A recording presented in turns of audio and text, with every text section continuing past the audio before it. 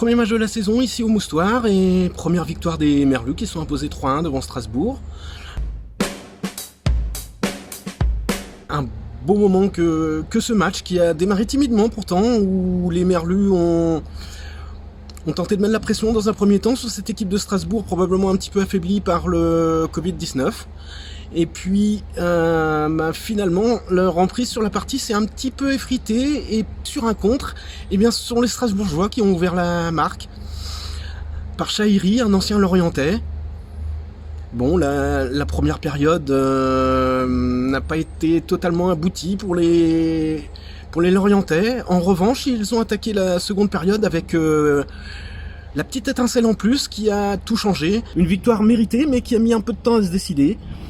Un bon match pour commencer, à faire attention quand même sur cette première période où il a semblé manquer un petit ingrédient, et puis où les Merlus se sont fait prendre en compte un petit péché mignon qu'il faudra corriger dans les semaines à venir. Grosse prestation aujourd'hui de Quentin Boigard, qui n'a pourtant pas joué dans son rôle préféré. Il avait débuté dans l'axe, et puis la blessure de Stéphane Diarra à la 10e minute l'a contraint de se décaler à droite.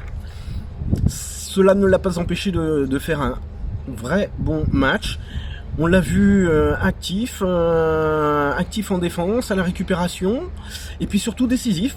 Il a fait la passe pour Vissa, le centre, pardon, pour Vissa sur l'ouverture du score pour les Lorientais, ou plutôt sur l'égalisation du score.